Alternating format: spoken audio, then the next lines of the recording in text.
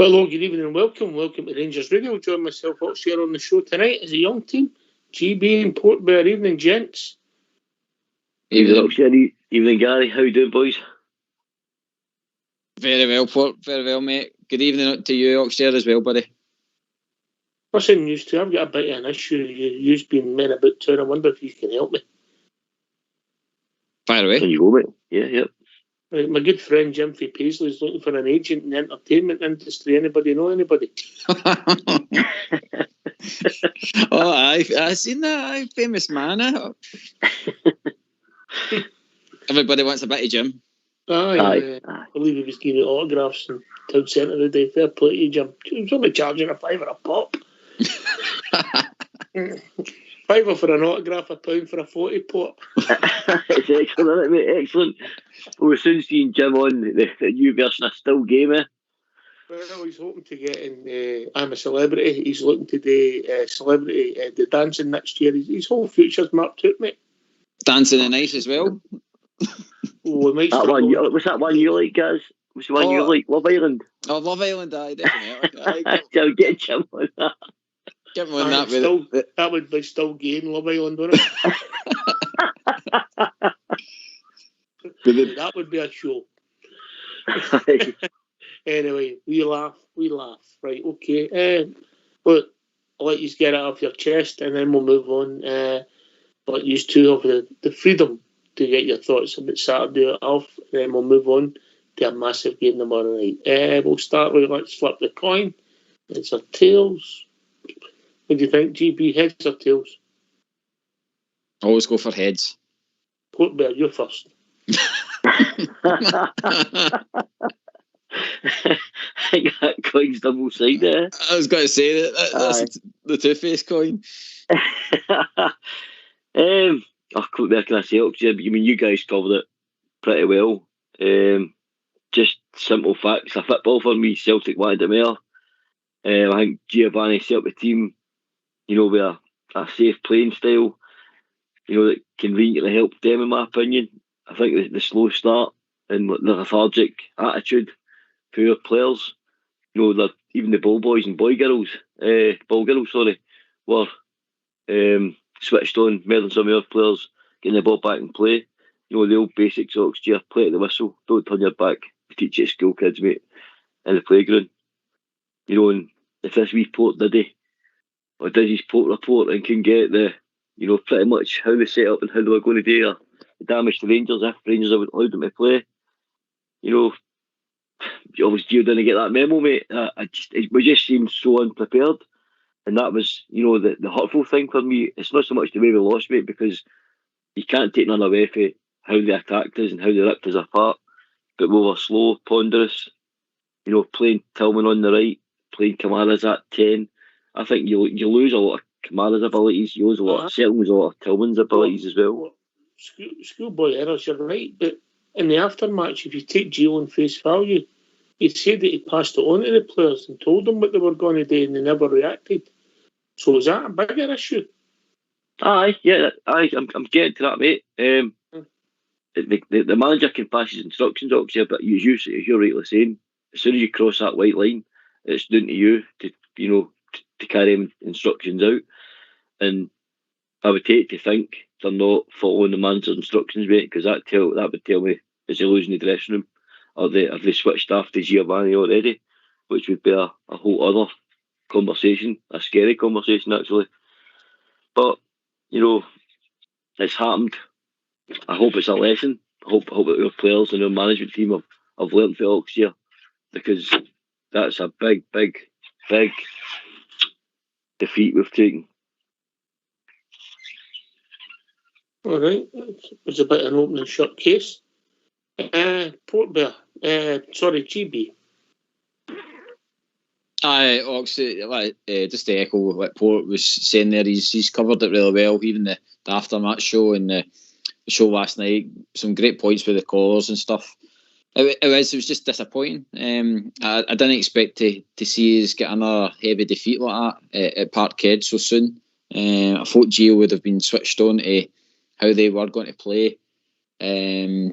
And the annoying thing about it is it didn't reflect our team very well, and it ended up causing more questions than answers out of the full squad and other things to do with Rangers as well. It was just a shambolic day, and it's really the final time for me with Gio. If he doesn't learn for that defeat there, then he's never going to. It's I want to see that, especially the next few league games. I want to see a right angry, hungry team going out there to win the 3 points. None of this kind of sitting back and letting it all come to them. It's kind of now or never for Gio, because he has now put a lot of pressure on himself.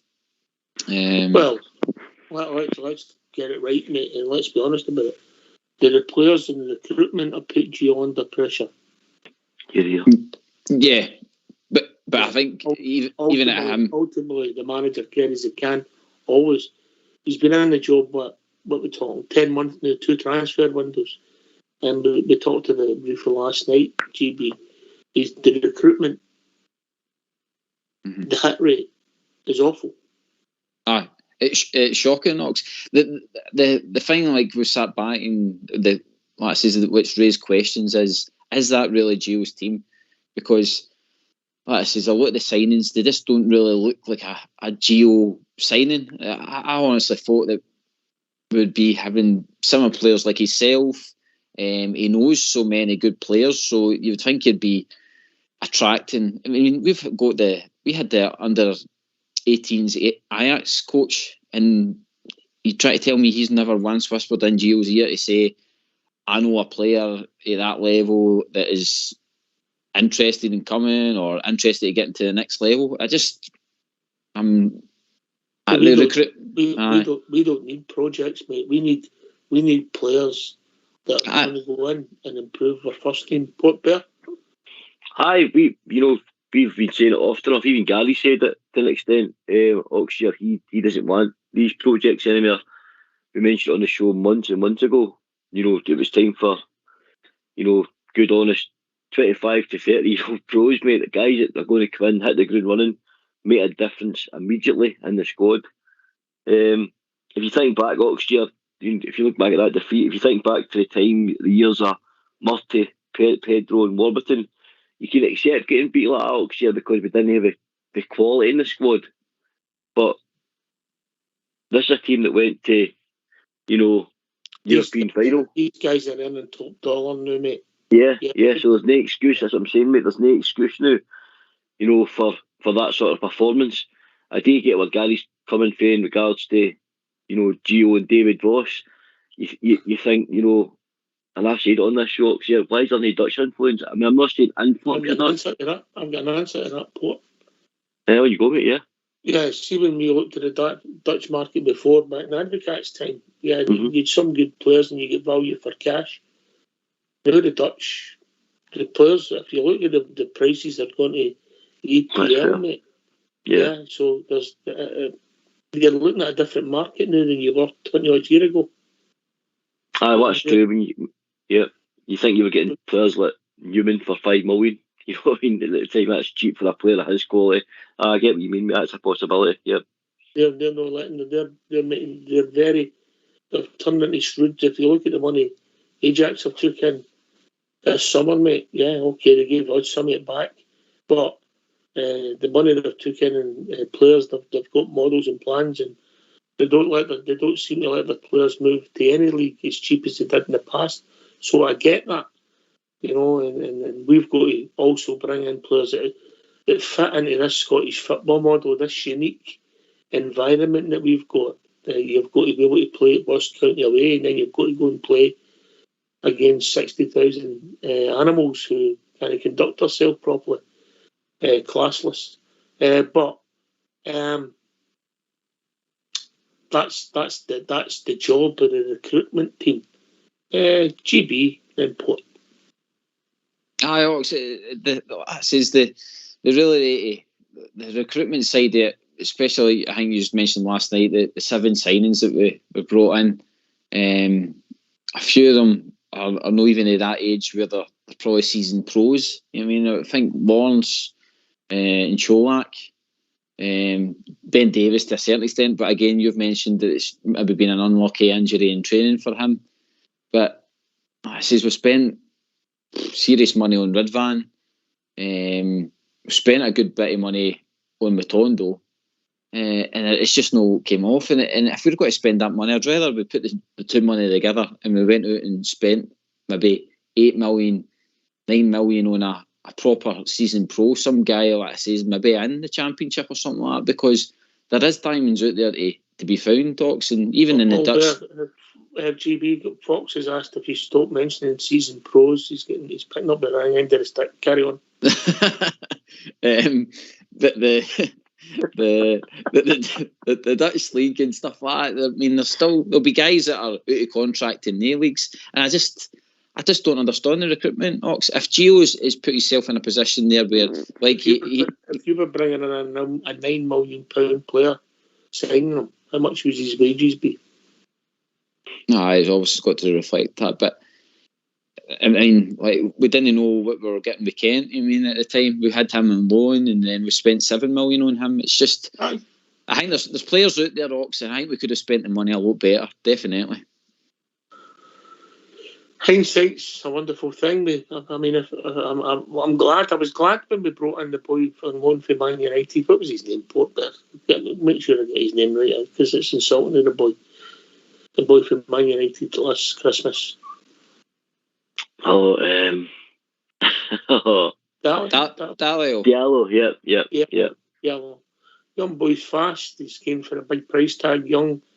I thought, fair play to him. We know we need a fix to try and sort that out, the right side of our team. Yeah, so we brought him in, slip in, see where it takes us, and that gives us a chance to get a permanent transfer in the summer. I could understand the logic behind it. Well, that's not worked. And the next guy coming in a full-time contract at the moment hasn't worked. Yeah? Yeah. It's a worry. It's a worry, and it's a worry because we just want to compete, and the league is our priority. The Champions League is superb, and it's one of your favourites. It's gravy, but our priority is always our league. Port Vale. Aye, domestic dominance for me next year is a must first, and like I always say, you know, as you just touched on a minute ago, everything else is gravy after that. I understand the financial, you know, impact that we get in Europe to go and get, you know, invest in better players, but the money we've earned in Europe during the Europa run next year and then get qualifying for the Champions League, I did expect the board to push the boat a wee bit further.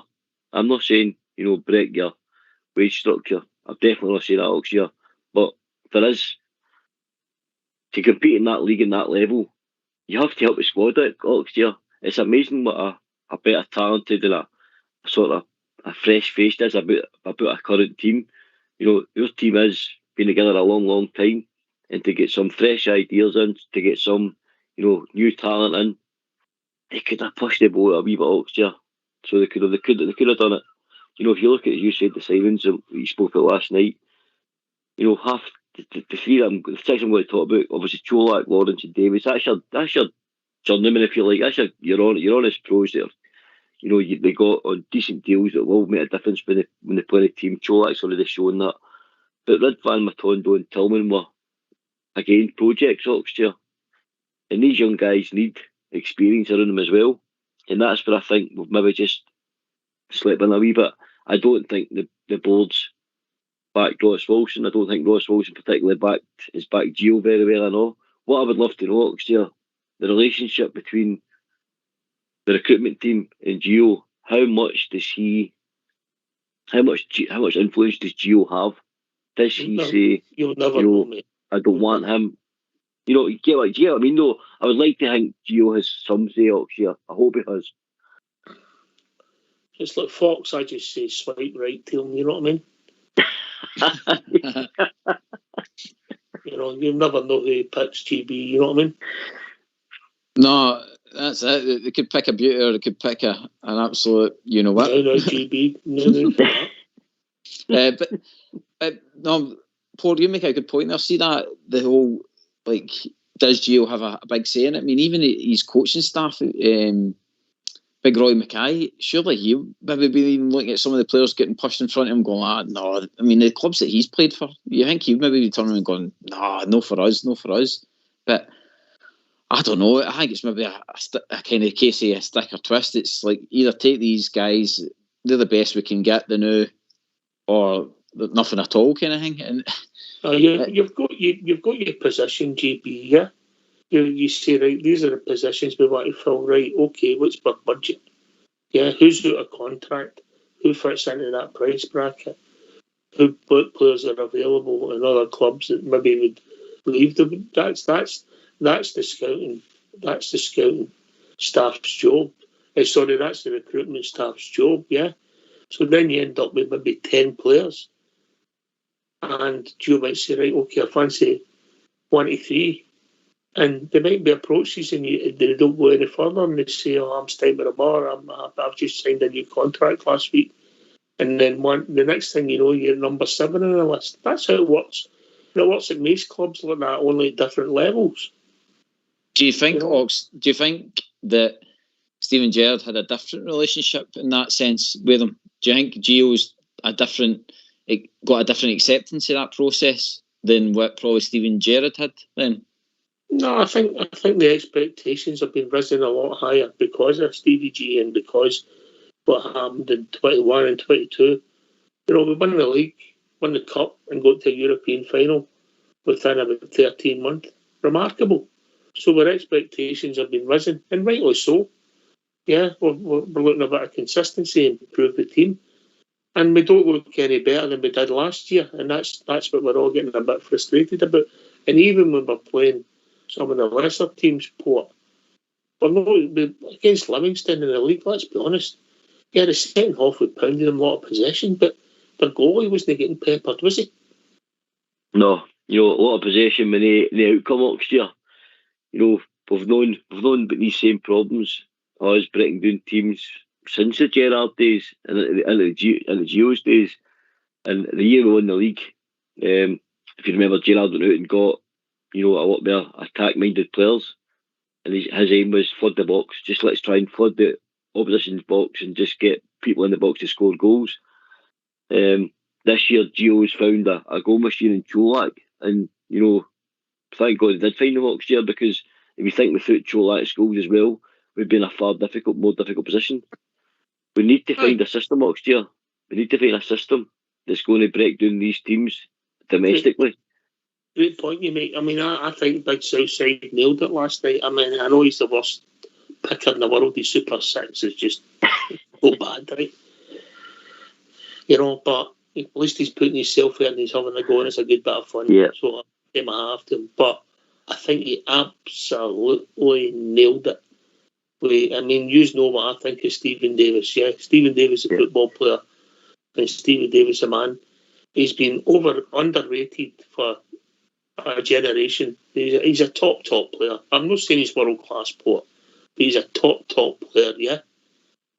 Yeah. And listen, when your legs go, it's just you don't want to be that boxer on the ropes, mate. No, it ain't a good part of your career, Oxia. Ain't a good part. You always mention on here the sands of time. Wait for no man. Unfortunately, things look like they're finally catching up with a wee fella. I mean, he was doing his one of my all-time favourites at Rangers. But I keep saying in the engine room next year, we need legs. We need legs. You need legs that can put the park, cover the park, and then can get to both the lines of the park. But I'll tell you another thing, to bring GB in, for shape. When we play the two defensive midfielders and my fullbacks don't go up, we end up with 6 defenders. So when we bought this going to the midfield, they're not going to get it. Look at the first goal, Ox. I mean, Kent's back in Tavernier's position. You know what I mean? Trying to get the ball back. I mean, Kent shouldn't be there. I mean, he should be up the park waiting for the pass. I mean, and by the way, that's good on Kent, obviously trying back, but it shouldn't be that way. We shouldn't be that deep, and it obviously led to a goal.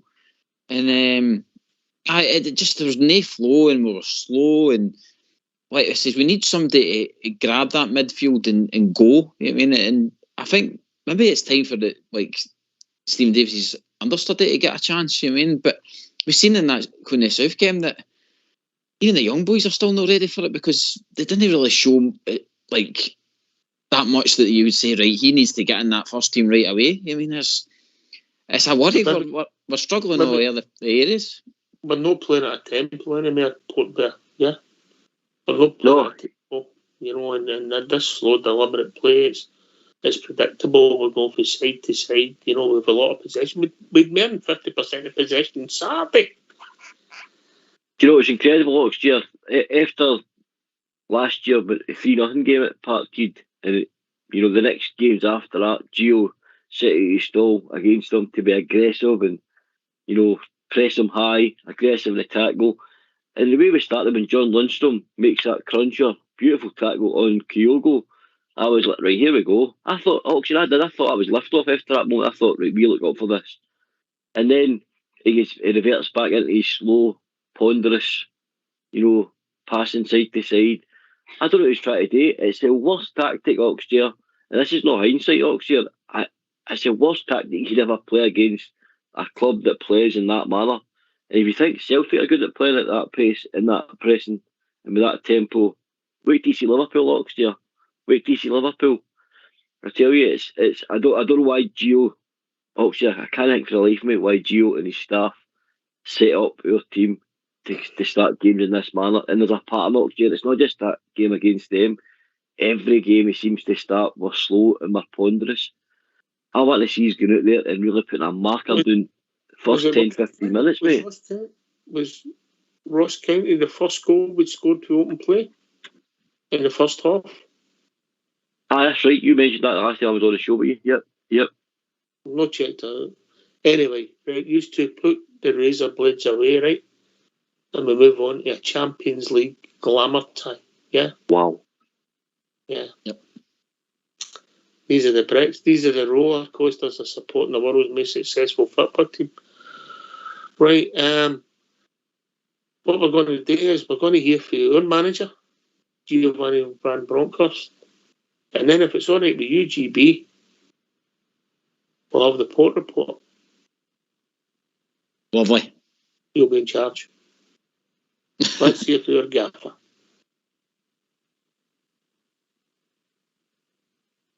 Good evening, Giovanni. Saturday was such a bruising defeat. What do the players need to do tomorrow night to show you improvement on what they didn't do on Saturday? Yeah, it was a huge disappointing game, of course, a heavy defeat, and we were all disappointed. It's the worst feeling you can have after a game, but then again, you have to get up, you have to play the next game, which is very important for us against Ajax tomorrow, and we definitely need to improve the way we were playing tomorrow if you compare that to Saturday. So you have to learn from your defeats. And keep going, and that's what we're gonna do tomorrow, and that's also the task we have. Andrew, Giovanni, I'm sure Saturday has given you a lot to think about. Is the goalkeeping position one of those things, and have you made a decision on that ahead of tomorrow night? Well, I think it's, of course, if there are defeats, you're the first thing you do as a manager is to reflect on your own decisions, your own. I think that's where it starts. That's what I want my players to do as well. Many things went wrong, so I can change everything from Saturday and play with a different team tomorrow and different tactics, but I think you have to keep on. You keep hold on the way of playing. You keep trusting your players, give them confidence, because in the past we bounced back from heavy defeats, and that's what we have to do tomorrow as well. Giovanni, have you had to pick them up, and if so, what have you done? Have you done anything differently in these last couple of days to try and help the players deal with what happened at the weekend? Well, I mean, of course, we had meetings after, we had training sessions, and if you ever have a defeat like we did on Saturday, it must feel really bad. You have to feel the emotions of a defeat to bounce back even harder. That's what we did. But then again, on Sunday we had the first meetings, after Celtic, but also looking forward to Ajax, and you have to keep going. As a player, I played for the big teams in Europe, but also suffered really big defeats. And if you want to reach a higher level, if you want to keep developing, you have to learn from your mistakes, and we learn from our defeats, and we have to keep going, and that's what we're going to do. Hi, Gio. Just on the goalkeeping situation again, what conversations have you had with John on the back of the weekend, and will he start tomorrow? Is he still your number one choice? Well, I mean, I've spoken with John. I spoke with the team about the way we play, the way we conceded goals, what we have to improve, what went wrong. It's a normal process, and you cannot change every time when you have a defeat. You cannot change everything because you have to keep, you have to stick to your beliefs in the way of playing. And the execution we had on Saturday was below par, far below par. And that's what I want to see different tomorrow. Giovanni, you touched on it there. Every time this squad of players has suffered a setback, they have been able to come back stronger and more resolute. Is that obviously the kind of reaction you're looking for here tomorrow night?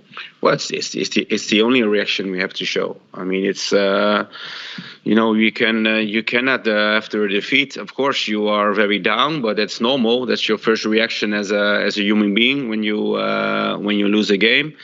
But then again, you have to look forward. You have to look forward. You have to learn from the mistakes you have. And as I had as a player, also in a major, when you have a defeat, you want to go the next day. You want to go on the pitch because you want to, be a better player in the next game, and that's also the intention we have tomorrow. Paul, go ahead. There's been quite a lot of criticism, obviously, and some suggestions that that there should have been more players bought before the transfer deadline. I mean, do you have any regrets on that front at all? I have no regrets at all, none. Sorry, what? Just because you believe in what you had already? Yeah. Otherwise, we have bought another players. But we had a lot of players going out. We had a lot of players going in, and I believe in this squad, and we keep going. And of course, there is talks about new players in and out. Seems like we have loads of money already now in the bank, which is not the case. So we have to keep going, and we have to make sure we make the squad we have now, we make them stronger in our development as well. We developed over the past years, and not only me but also Steven in the years before. We developed players who are starting at a lower level and reach the highest levels in their careers. I think Kelvin is a great example of that, because he's playing now for Ajax, and he has a tremendous development with us in the last year. And that's also the way we work at this club. And I continue working with this team, improving them in every way I can, and make sure we're having the success we all want in the future. Hi, Giovanni. Just to continue that theme a little bit, do you feel confident now that the squad you have at the moment is stronger than the one you finished with at the end of last season, and also the starting 11? And where does that confidence come from? What is it that you see that you're convinced that success can follow with the current group of players? Well, we have, as I said before, we have some new players. Of course, they have to gel in. They have to get used to their teammates. It's normal when you have new players coming in, and we have to develop as a team again. I mean, because we start with Cholak. Tom Lawrence came in the squad. Unfortunately, he's injured now. Malik. So we have additions who will adapt it really quick. But still, there's loads of improvement for them as well, personally, but also for us as a team. And if you see the start of the season where we have the league start, but also we had to reach a high level already in Champions League, because we had 4 important games so early in the season when players aren't at their levels you want them, new players coming in. So that's why I'm really happy that we reached the group phase of the Champions League, and now it's an ongoing process in getting our players better and stronger. And I think I'm sure that we are developing as a team as well in the coming weeks, months. Last question for Jordan. Hi Giovanni, you spoke about the need to develop players at Rangers, and Calvin's a great example. How proud are you of the work that you did with him for those 6 months where he made a massive improvement, and just taking that on to James Sands? Are you trying to almost do the same thing? You can see an improvement there. Are you using him as an example to James? Well, I think the example is there. I don't have to tell my players the example because the example is there, with Calvin, but also with Joe, who went to Southampton Premier League. I love working with Calvin, as I said before, but I think the biggest impact on his career is Calvin himself, because his motivation to become better and to get stronger every day was there for everyone to see. And I think that's where it starts. And of course, I'm here to guide him, to help him, but I think the most credit you have to give Calvin himself. And I think that's a good example for all the players we have in this team, especially the young players, that we gave them a podium to improve. And that's all that's where I want to put in all my energy.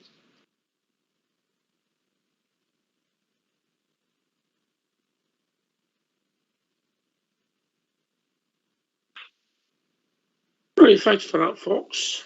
I think the big story more taking that, GB, is it looks as if John McLaughlin's keeping his place. 100%. Ox, he was telling there, he says he wasn't going to make loads of changes just because he had defeat.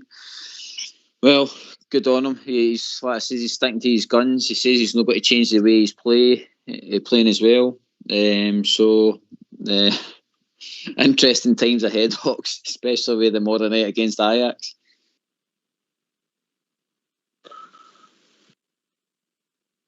It's a big call. Well, we'll see that people have got to say about it, so let's hear from you.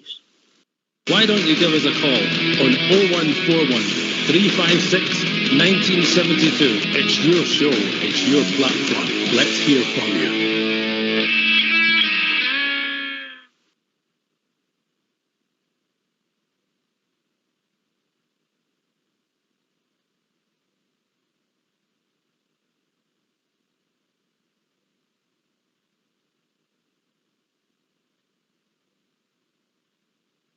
I think in terms of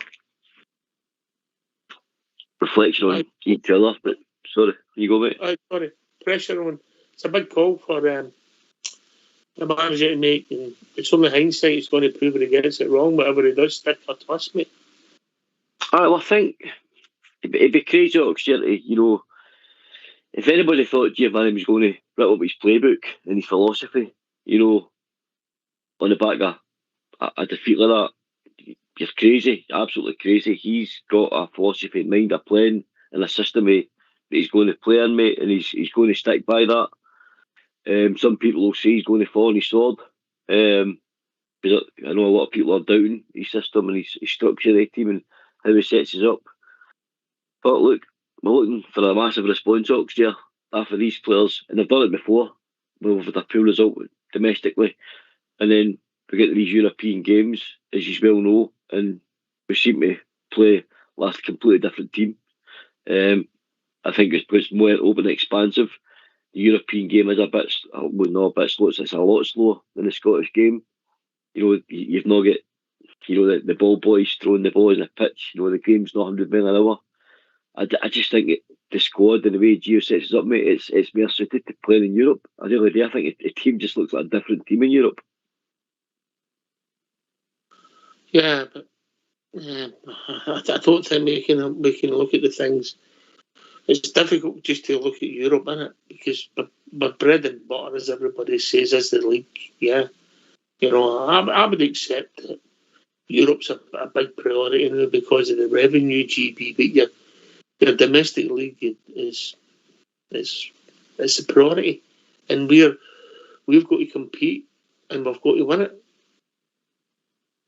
For me, Ox, the Champions League, we won our cup final. The cup final was beating PSV, and then we get the money for that, for getting into the group stages. Anything new extra for me is just basically money in the bank. I look forward to the tie tomorrow night. It's Ajax, big European team. It'll be good to see how the team goes out and pits their wits against them and stuff like that. But the league, the game on Saturday kind of woke me up a wee bit for the whole Champions League and European experience because of Seville and all the rest of it. And it showed me that how much a priority the league is, because we're starting to now focus probably too much on the European side when we should really start to be focusing more back on our like our bread and butter, which is the league, because it has gone too long that we're leaving it winning titles. Ox, it's starting to creep back in again that it could. I mean, say for talks we don't get it this year, then that's another 2 titles away again, and there's been no need for it. There's a good team there. It just needs guided, and it just needs proper tactics for the Scottish League. Mm-hmm. I think again, I'll go back to my original point, Port. Recruitment's got to be right, but let's focus on tomorrow night's game. Let's not look back. Let's look forward. Port Bear, you're Giovanni. You're picking the team. What do you say? What do you do? Tomorrow night, I think a change, definitely a change of shape would be a wanting for me. I think. Now I'm only going on when I watch training videos a day. I've seen the boy Davis with an eye and an E in it, training. Why do you just call him Ben? Aye, Ben. Aye. And I think you might see a back three more next year. Goldson, Sands, Davis, Tavin, Borner as your wing backs. Lindstrom, Kamara as your pivot. Tillman. And I'm going to go, it's just a personal choice next year. I'm going to go with Tillman, Alfredo and Cholak as your 2 forward players, mate. Cholak obviously number 9 and let Alfredo get tore in, mate. Because I think... Do you think Tav's fit? Do I think Tav's fit? Mm-hmm. I don't think he's as fit as he's been, mate. We know how much we like him on this show. He's a machine, and he gets up and doing that right side superbly at times. Sometimes they do players' jobs. But he'll be picked next year, and he needs to be fit. It's as simple as that. He needs to be fit. Simple as that. Mm-hmm. That's only my opinion. I just didn't think he looked fit on Saturday. But so you're changing the system. You're changing personnel. You're bringing back Alfredo, who's not really started again yet. You're making big calls there, Port. I tell you why, Oxshire. I think, and I'm not going to single out players. Ryan Kent for me has been seriously off form Oxshire. Seriously off form. And I think maybe sometimes you need to protect players for themselves. I don't think he's been offering a lot to the squad at all. I thought you were going to use the initials there. No. I'll just say how it is. And I just think with Cholak as a focal point, we spoke about this show with Alfredo, mate. Alfredo's got the quality now and the ability to bring others into the game and probably could play in that role a wee bit deeper. As I said, Lundstrom, Kamara and Tillman. I want Lundstrom and Kamara, both being pivots, and Tillman playing in that number 10 role, if you like. And Alfredo can support Cholak, mate. I just think it needs a wee bit of freshening up, and also lets guys like Ryan Kent and other ones just not pulling their weight and seriously off form. They're not just going to play you, through bad form, and there has to be a consequence next year. I mean, I'm going back to my playing days. If you're seriously off form, you got dropped. You get dropped until you get your shot back. And I think a lot of these modern day players just get it far too easy. Oh, we paid $7 million for them, we need to keep playing them. No. That's how they become Billy Big times, because they just think there's no consequences of poor performance. And it's not just it's a lot of players in Rangers. I know they're forward. We're going to see that next year, but I do think in defence we can't change anything because Goldson and Sands and Davis has almost really got it that looks fit at the moment in centre back position. We're missing Suter and Hollander. For seriously ravaging the centre back department. Ridvan, obviously Gio doesn't think he's ready yet. Devine, probably a wee bit too young. Again, another project if you like, but he's looking good. So I just think there's just certain places, mate, certain positions we can't change, but we've got a lot in attack, so we could change Kent, mate. Right. I get it with Ryan Kent. I understand where you're coming from. I'm going back, I'm criticising you, GB, and I'm going to say the same thing. There was a spell in that game when he beat 4 players, not once, but twice. But the trouble is, he's doing it at the halfway line. He's got to be 30, 40 yards further up the park and doing it. Ajax is when he turns it on and it gets in, it's his final. For some reason, Ryan Kent's scared to shoot now. Like previous Old Firm games, the ball would be played right into him fast and hard, and he was hit it first time. And some of the goals he scored against them has been amazing. But for some reason, I know he's just not getting that end product. The thing about what Port's touching on is about dropping him.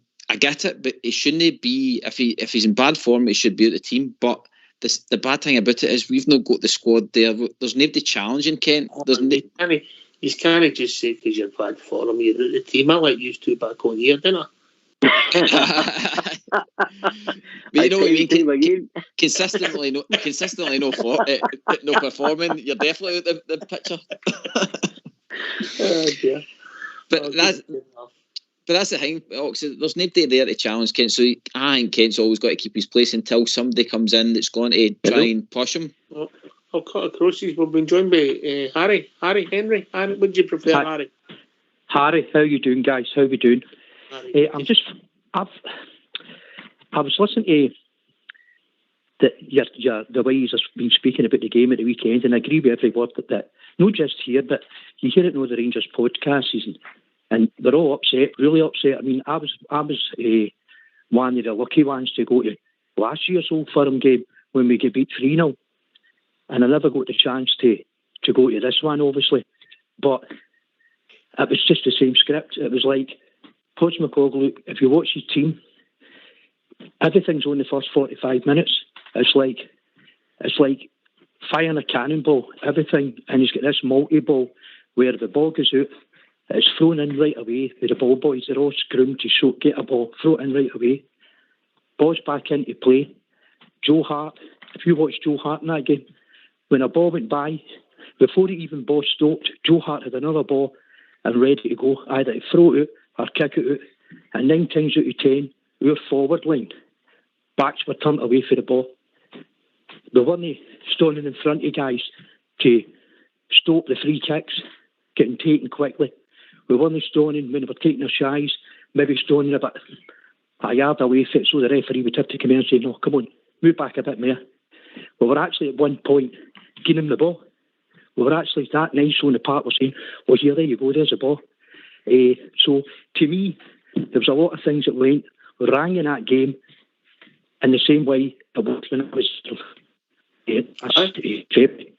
Great point you make, mate. And by the way, I'll bring Goalkeeper in the answer that. We said exactly how they were going to play. It wasn't a surprise to us. They play this fast football that they try and play, and we knew what we were going to do. And that's the disappointment. It wasn't a secret tactic that they invented, Portman. No, indeed, mate. Great points. Welcome to the show, mate. No, superb. Cheers, bro. As Oxyar touched on, you know, we discussed it previous nights before the Old Firm match. You know, we don't say we're any tactical geniuses on here, but all the guys that phone in, all the guys that are part of the show in the panels. Speak about yourself, please. We know how they were going to start. We knew exactly how they were going to start. You know, they play their fast-flowing football first 45 minutes. And I always say, if we can get through the first, 25 to 30 minutes, weather the storm. I expect this exactly what I expected it. Weather the storm, try and hold them out. Either, get them an early goal, that upsets the whole system. But everybody knew how they were going to start, apart from Giovanni and unfortunately our players. And that you touched on, mate, the ball boys and that, the ball girls been involved in the game. That's you got to take your hat off. That's great management. That's because Ange Postecoglou's decided he's going to play that fast, flowing football, and he wants that ball in play at all times. Rangers players seem to be switching off and turning their backs. It's fundamental basic to football.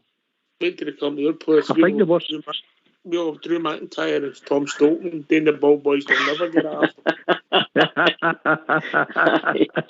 I think the problem I had, if I can cut in again, guys, sorry, I think the problem I've seen at Willetts is, if you look at all your away games just now, apart from the PSV, we've struggled in the first half. Yeah. We've been struggling in the first half. We've struggled in the first half of our away games, and I think it's because if you look at outside Rangers and Celtic, if you got to Kilmarnock, we went to Livingston the first game, we were doing 1-0, and it was a free kick by Tav and a scrappy second goal that got us a win. But it was really back to the war stuff up at Livingston. And then you follow it up with Kilmarnock. They hammer Kilmarnock. We struggle against Kilmarnock. They hammer Dundee United.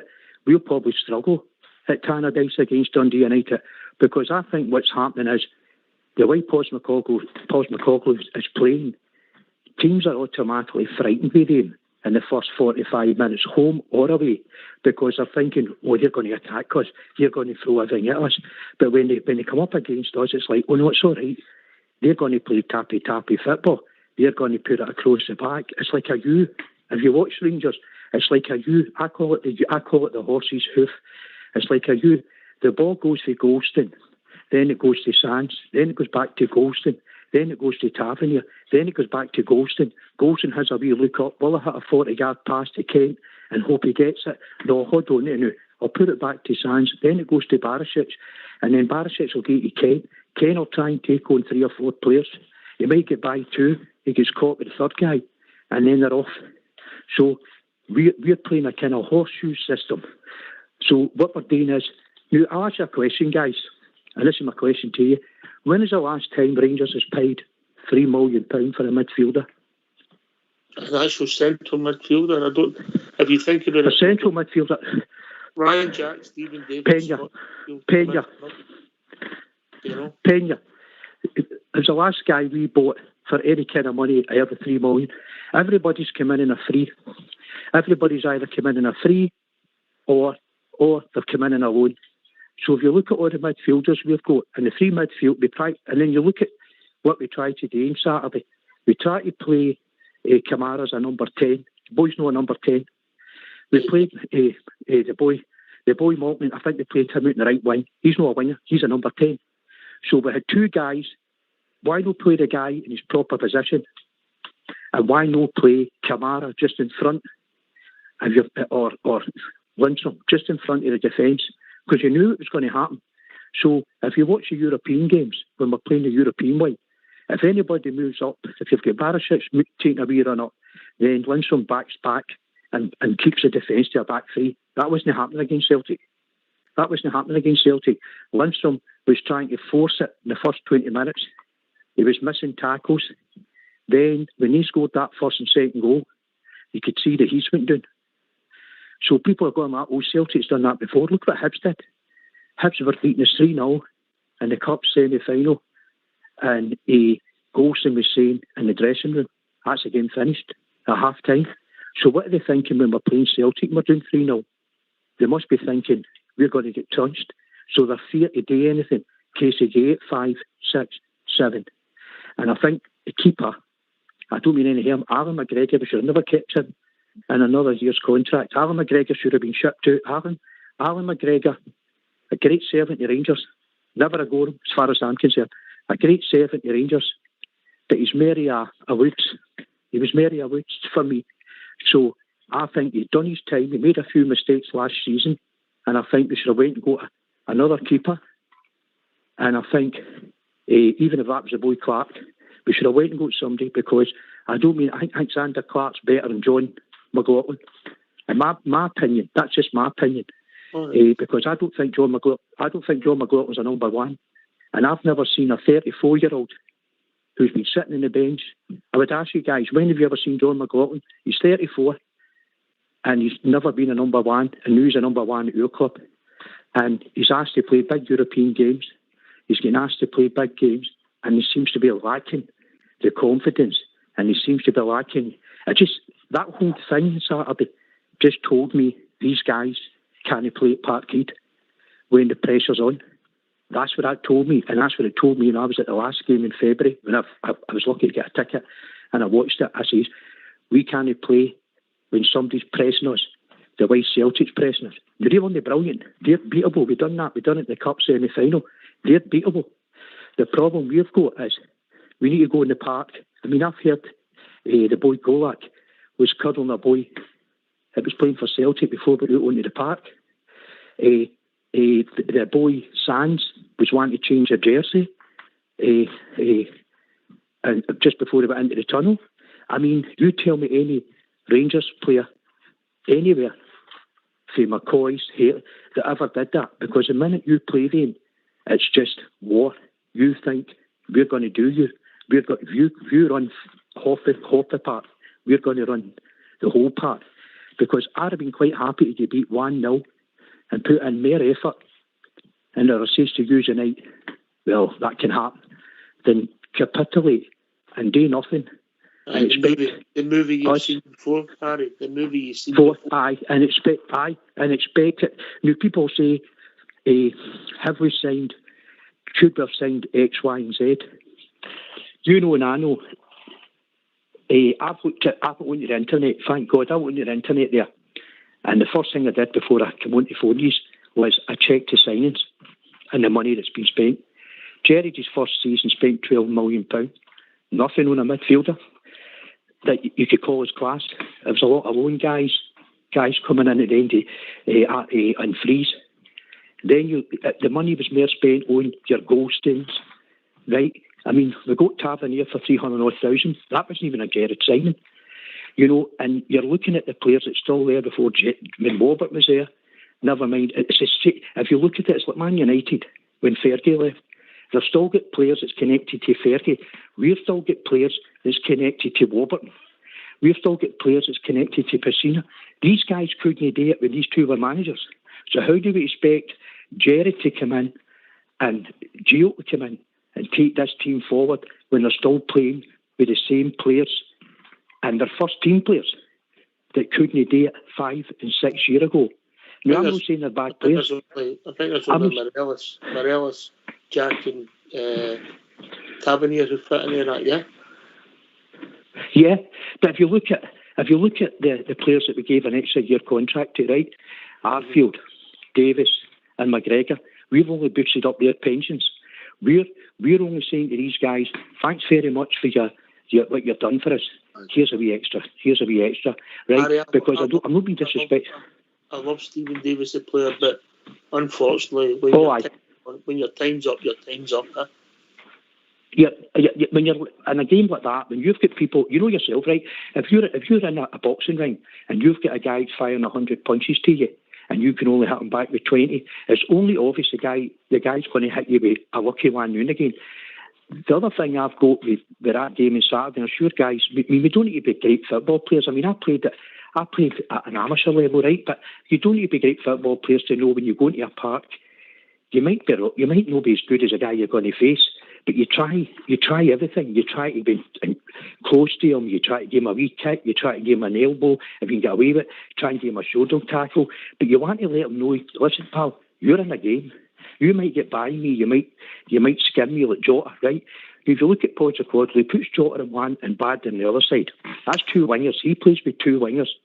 And what he does is, if I talk to Barisic, if he sees Barisic hasn't got a great game, he'll switch that. And he'll put Jota onto Barisic, and he'll put his best winger that's having a better game, and he'll switch that, and he'll put them on. We don't do that. We have Kent playing the left, and we've got a guy that's a midfielder playing the right, and we can see that this guy that's supposed to be playing the right and helping to push up to stop your like Taylor, say, right, stop Taylor coming down. He wasn't doing it. So the boy Morton couldn't do it because what he was doing is he was running through the wing into midfield because that's where he's used to. So when he should have been out in the wing, he was getting caught in midfield. And when he was when he was supposed to be in midfield helping, he was getting caught out the wing. So that boy was like a rabbit getting hit with headlights.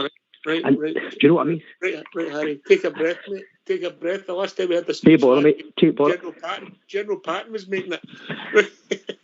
Brilliant, mate. Brilliant. Great points. Sorry for getting on a bit there, guys. But listen, we're just building up. Absolutely raging, mate. Raging.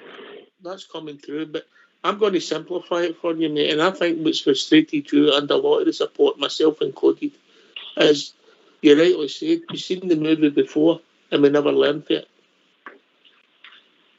Exactly. And the thing is if you watch, you know yourself, right, you've maybe watched, it's half today, right, I've watched that game twice, right, so I say to myself, I'm going to watch that game just to see, now, Golson hasn't kicked, I like Golson, right, I mean, if you watch what happened last year, right, no kicked a ball. He's no kicked a ball.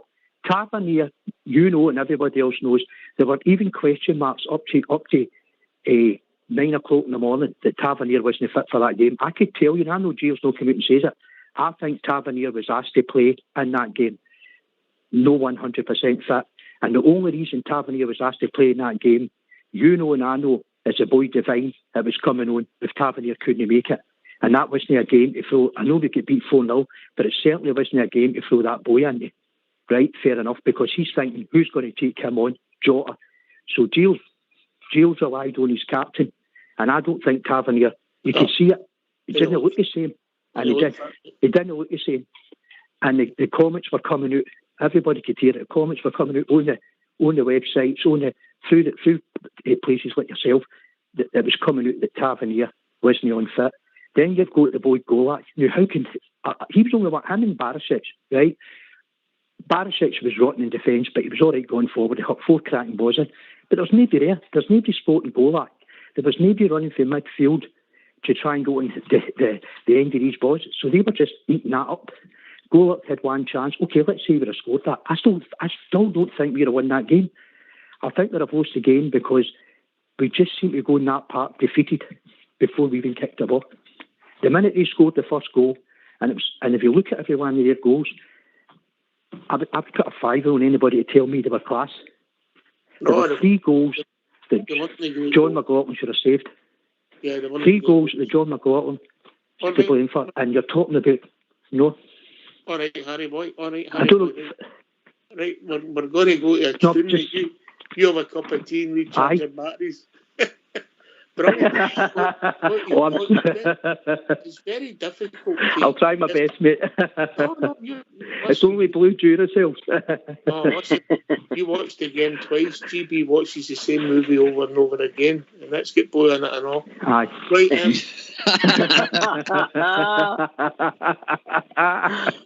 Right, how do we put this right? We're going to have a tune, and then I've got a scoop for you. Right. I've got a scoop for you. Okay. Sounds good.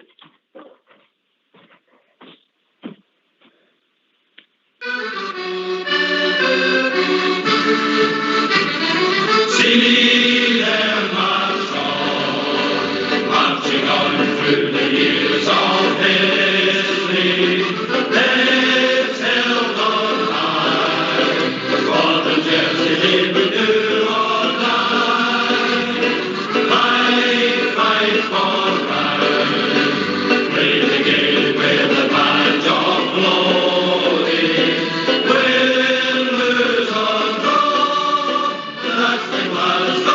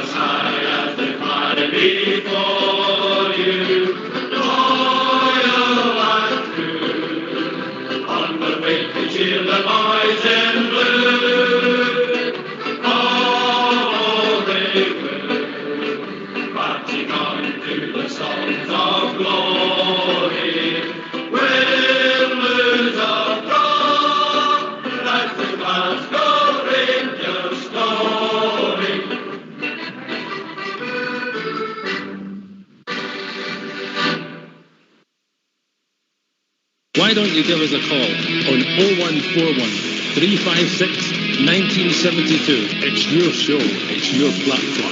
Let's hear from you.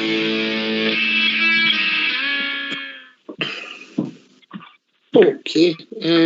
Are you there? Port Bear, GB? Yep, back. Hello? Yes, mate. Oh, sorry. Oh, are you back? Harry here? Yeah. I'm here, thanks. Do you have a cup of tea and some oxygen, mate? I've got my tea. And my blue cup. Right. All right. Port. No problem. Listen, I know you two are into the business side of the club. It's no your forte, but just I'm going to say this to you, yeah.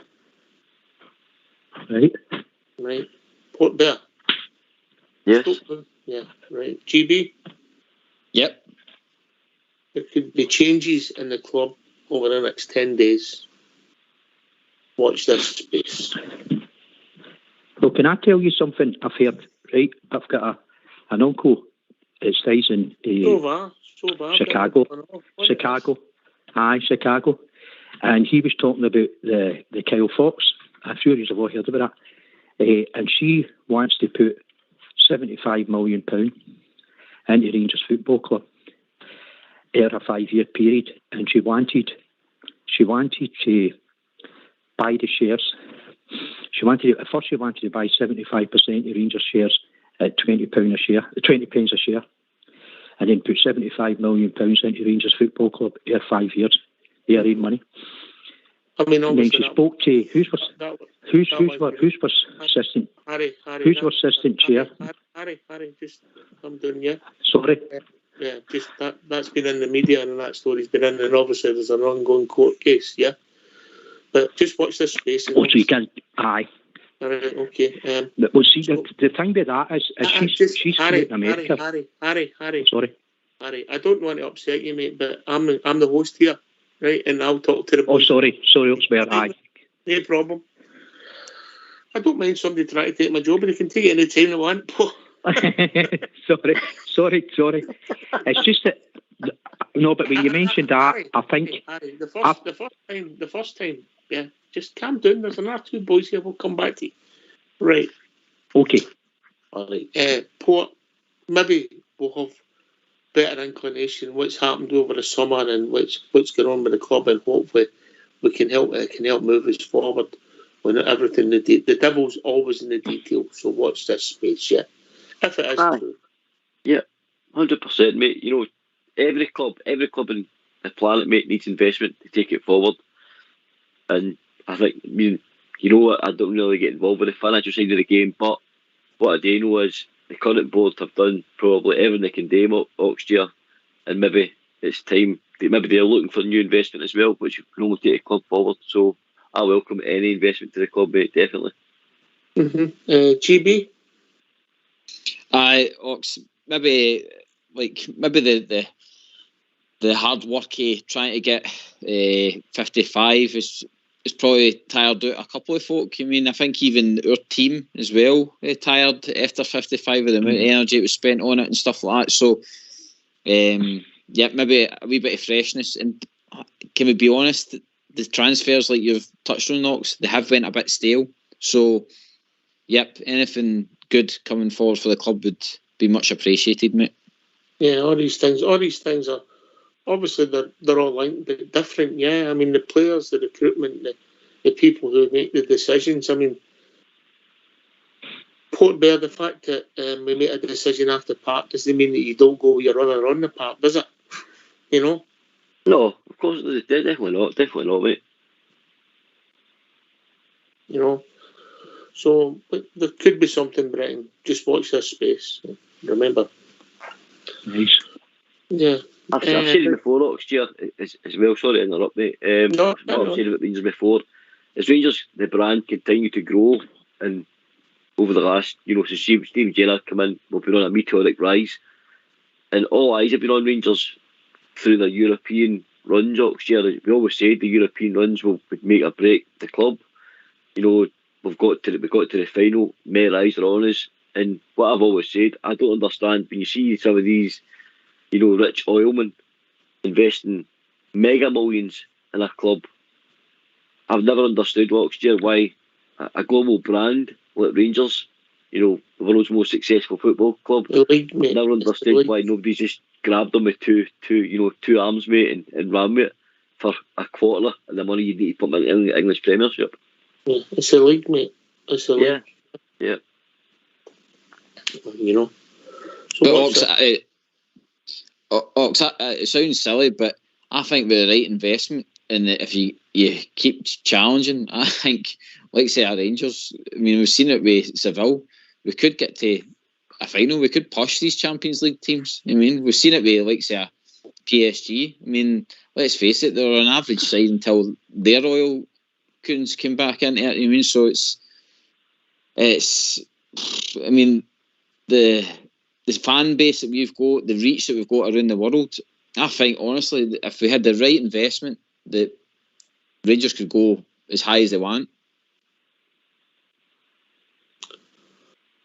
Okay, last word for your good self, Harry. It's onwards and upwards, and we need to regroup. What's your thinking for tomorrow night, mate? What would your team be?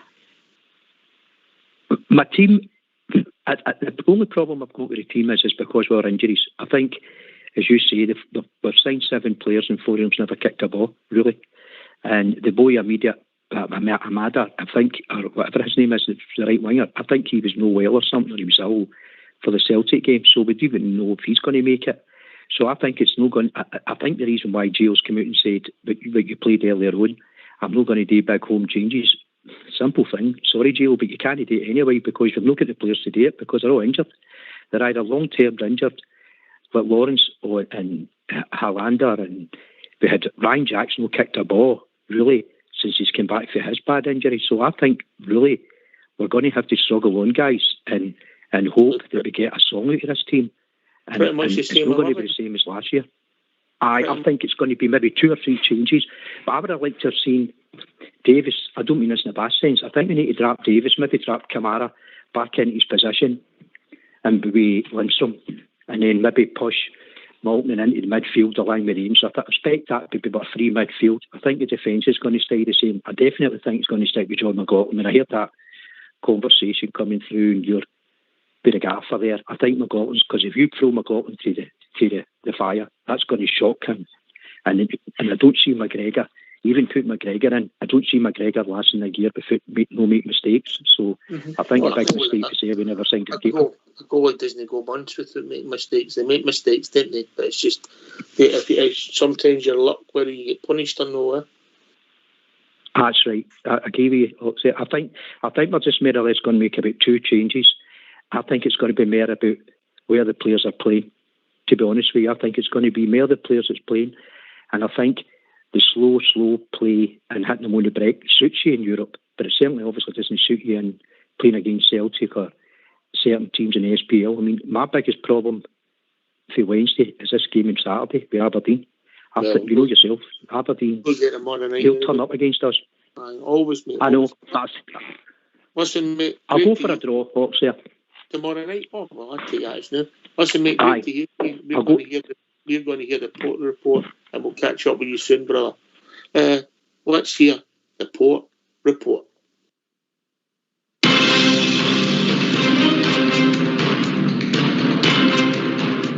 Hello and welcome to Port's Report, where we look at Ajax, one of our Champions League opponents. Another powerhouse of European football and Calvin Bassey's new home, playing style. Well, perhaps their peak moment was their deep run in 2018-19 Champions League when they defeated Juventus and Real Madrid. Ajax have mostly lined up in a 4-2-3-1, which can look like a 4-3-3 at times. It's hard to pinpoint what their build-up structure is, mainly due to different variations. But their key aspect here is how they maintain a high tempo with short passes to create diagonal passing ranges to progress the ball from one end to the other. Ajax will often look to create overloads in wide areas, with fullbacks getting forwards at every opportunity. Ajax have lost some top stars, but have recruited very well as promoting from their famous academy.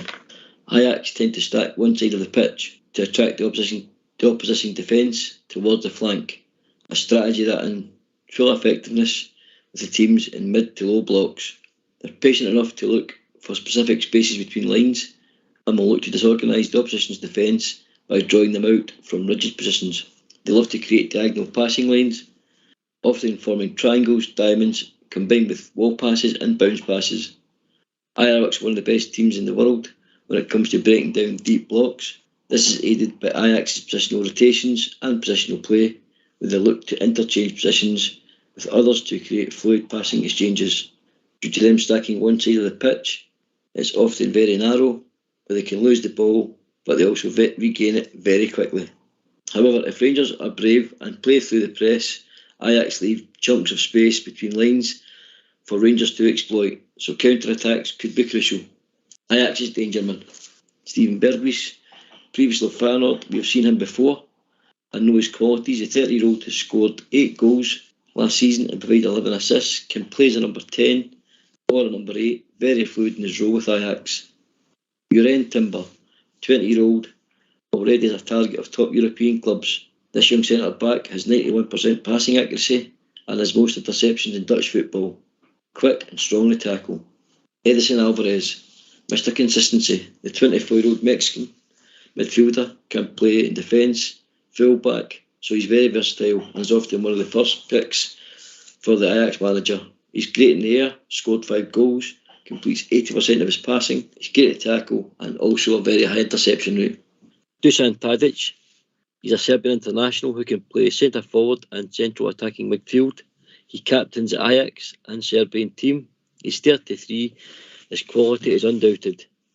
He's a great spell at Southampton before getting his move to Ajax. He's a very intelligent player who's been a regular starter since arriving in Holland. Quality striker whose in-game intelligence, passing, link-up play is superb. He's very quick, he's a great finisher and his assist rate is excellent. He currently has 87 goals in his time at Ajax and 47 assists. This proves this man's quality. So far this season, he's been out of form and has been receiving a lot of criticism from the Dutch press and supporters. But in my opinion, quality never leaves top footballers for long. Next player I'm going to discuss is Lucas Ocampos, Argentinian footballer who plays on the left and is on loan from Sevilla. He has massive experience, having played for River Plate, Marseille, Monaco before moving to Sevilla. He's skilled and versatile attacker who usually plays as a wide forward but can also play as a number 10. Demonstrates significant tactical intelligence in creating chances. His movement is his real strength and great timing when making runs in to help join attacks.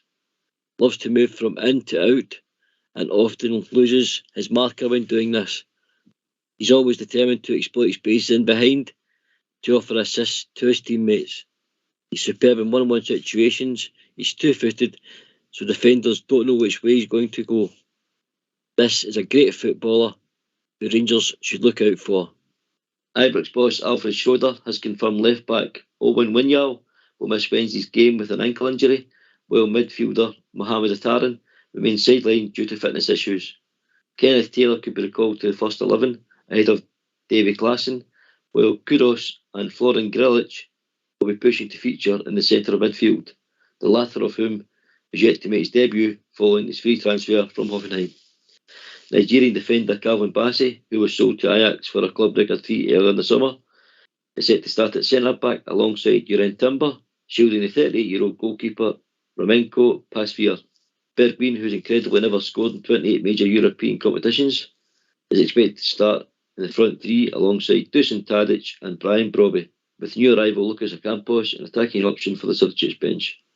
As for Rangers, Tom Lawrence missed the Old Firm derby with a knee injury, and when brought cause revealed last weekend's game, the attacker is set for at least a few weeks on the sidelines. Centre-back trio Ben Davies, John Souttar, Philip Hollander also remain out with injuries, as do attackers Kamar Roof and Yanis Hadji. Goalkeeper John McLaughlin made the mistake to give Celtic their 4th goal last weekend, but the Scotsman is expected to retain his place between the sticks ahead of the 40-year-old Al McGregor, who started the last Champions League game back in 2010. Alfredo Morelos returned to the matchday squad and came on as a substitute in the Old Firm match, and the Colombian may have to settle for a place on the bench again in midweek, with Antonio Cholak expected to get the nod up front after scoring 7 goals in 10 games since joining Rangers. Ajax possible starting lineup is Pasveer, Wrench, Timber, Bassey, Blind, Taylor, Alvarez, Biguis, Tadic, Brobbey and Bergwijn. Rangers' possible starting lineup: McLaughlin, Tavernier, Goldson, Sands, Barisic, Jack, Lundstrom, Kamara, Tillman, Čolak and Kent. Rangers will have to show real experience against a strong Ajax team to get anything from these games. And that's the end of Port's report.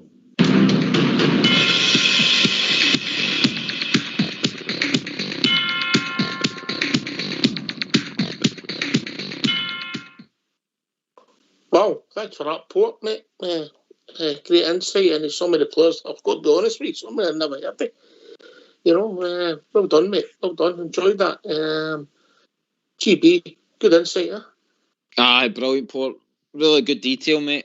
And again, like Ox, didn't really know too much about the kind of wingers in their team, or the kind of the guy up front you mentioned there. So, but like say Tadic and Kroos, two top players in amongst there, and then our very own Calvin Bassey. I hope he doesn't come back to haunt us tomorrow. Oh, it all seems strange seeing the big man playing, because he never played that many games for us, but he became a cult hero and similar in fashion in a way. It wasn't just the way he played the game, it was just the man himself, and he was so likeable. I think when you see Gary, I think when you see a young player coming through like Ox year, he came for a youth team in Leicester and did well under Gerrard, but seemed to just lift off for Gio's management style.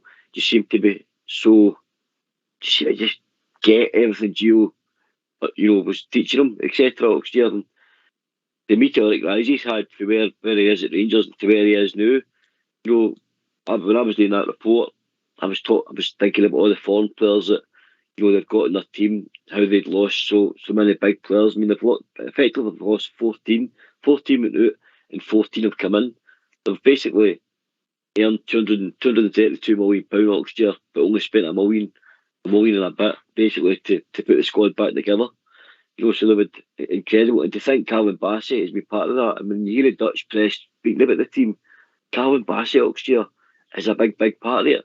And what they're saying now is he's actually added the technical side to his game that maybe was still a bit raw at Ibrox, but they're seeing massive potential and already got him alongside their top young centre back in Jeroen Timber. So he's a mainstay in that team, mate, and he's very highly thought on in Holland already. Aye, well, hope he's a nightmare. Don't wish him all the best in his career, GB, but I hope he's an absolute shocker tomorrow night. A St. away performance tomorrow night for Calvin Bassey would be lovely. But what a good human being as well, Port. Just to echo your comments on him, just the whole Jimmy Bell scenario as well. You could just tell that he got the club, and probably will look back in years to come thinking we probably lost him too early, because I think he could have went on to be a right and like top player for Rangers, possibly a captain in years to come. But I suppose money talks. Well, he went with everybody's best wishes. I think that's the biggest compliment you could pay the guy. He was raised for a short time. We enjoyed it, but I don't think we've seen it coming. I've got to be honest with you, if we'd have sat and said that was going to pan out like that this time last year, you'd have thought we were nuts, Port, huh? I agree, mate. I definitely agree with you. But, in his career, I'm going to ask you still a wee question. I think Holland going to Ajax was a better move than going to the Premier League, where he might have been a bit part or a lot for the bench. Would you think it was a wise move going to Holland, or do you think it'd have been better going straight to the Premier League, guys? Well, I think GB would rather have a weekend in Amsterdam than a weekend in Brighton.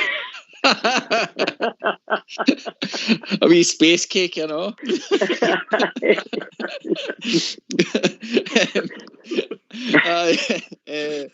course, but you're right. The technical side, I think he will develop that. And by the way, he's in the right team. You've just mentioned there, 14 players out and 14 players in. I don't think if Calvin keeps growing the way he's gone, then he'll be the Hulk and he'll be away to Man United. Oh, I don't know, mate. It could be another. It could be another move that you don't see coming, mate. It could be a Spanish club. You just don't know if he kicks on and be better with in the Dutch league. You don't know where it's going to take him, Porter. No, definitely not, mate, because he's getting taught a system that will suit any league probably in Europe, mate. If you think of some of the Dutch stars, go back far as Ruud Gullit, Van Basten, Rijkaard, you think where all their careers went through Europe, so the world's his oyster, Oxford, after he develops to the level we believe he's going to develop at. He'll just pick your club, Calvin, just pick your club, son.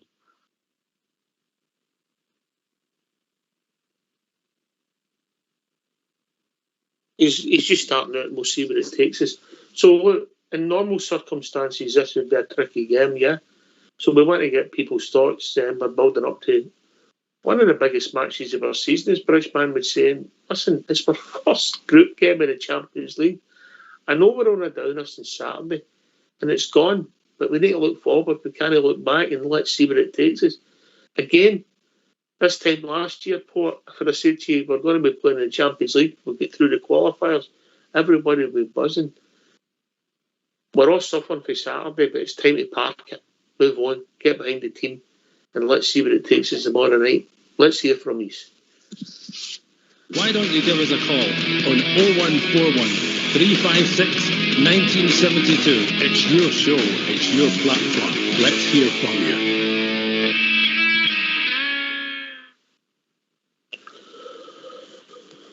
Right, GB, you're on the spot. You're Mr. Giovanni Van Bronckhorst. You're sitting there, you're well groomed, which is unusual for you. You've got to pick the team. You've got to speak to the team. You've got to pick them up.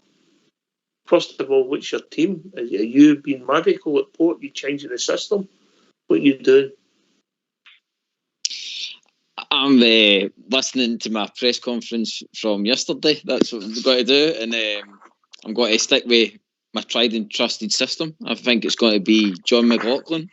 It'll be Tav, Golson, Sands, Borna. Then it'll be Lundstrom, Kamara and Tillman in the midfield. And then we'll have Wright, Cholak and Kent. I think that's where the way he's got to go. I think he's got to try and get some pace into the team on that right side that we didn't have much in the Celtic game. Lundstrom will be back to that kind of enforcer, much like the Dortmund game. I want him kind of playing that position again, maybe drifting into the box.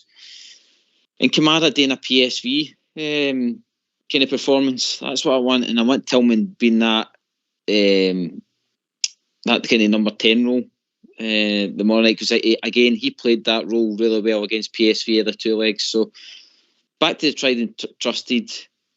Forget about Saturday.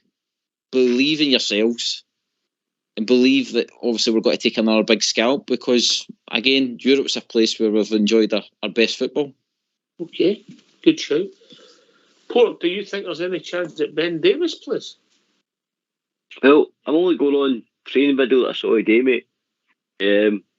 I seen him going through his paces and it looked pretty rigorous. It wasn't a guy that was, it looked like a proper training session actually for what I saw, which I found, interesting. Why else would he be involved with the first team squad training and getting put through his paces that manner?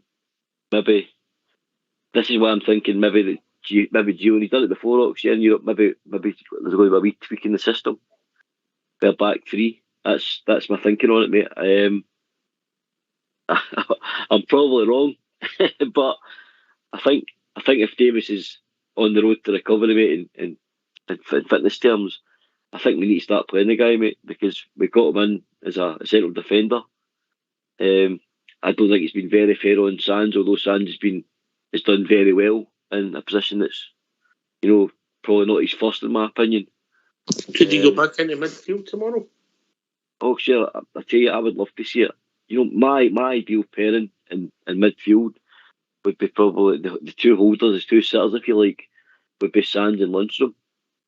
I just think Sands, he's building up this notorious, tackling ability, quick across the ground, good, look good, big engine, mate, big engine.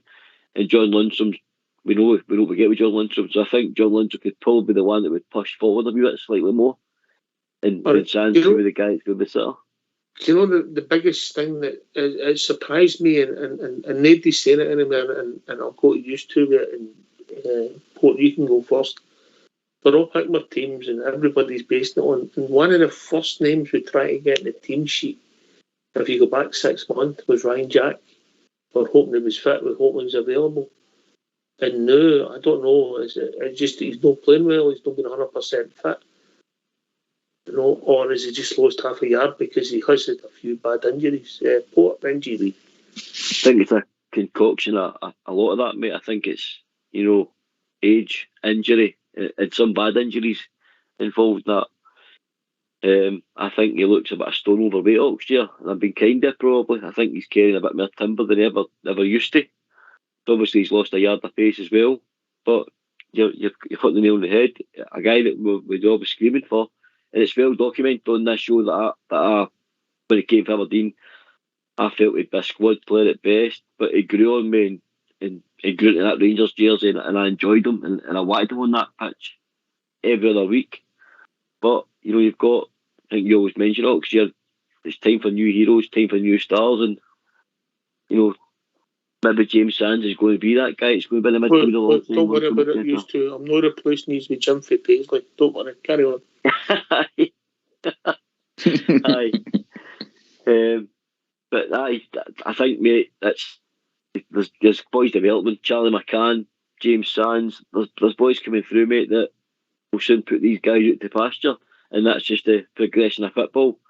It's the way it goes, mate. It's time for maybe Ryan Jack to probably start being a bit player. If I'm totally honest, mate, I just don't think he's got the levels required to play for Glasgow Rangers at a European level, mate. All right. I mean, that's happened quite quickly, isn't it? Really, GB. Aye, it's ever since been the last injury, Ox, where he had to go and see that specialist on the ankle. It took a long time, and then obviously the fitness levels have no came back. He hasn't looked the same player. The player that I seen the tail end of the 2021 season was a guy probably the form of his life, and hoping that he was got to kick on. I mean, Jared mentioned that he was Rangers captain material. I mean, it was so that it's just injuries. He's been plagued by injuries, and as we've seen, the recruitment's got to be right. Ox, we've got to keep moving forward. We can't turn up to all firm games with players injured left, right and centre. We need a solid team there if we want to challenge for league titles. And then unfortunately, that says that the likes of Sands now has cemented himself in the team, which is a real surprise considering the kind of Aberdeen game that he first had his debut on. Sands moving into midfield would probably be a more safer option, and he understands the team, how the team's working, who's the past on A, and etc.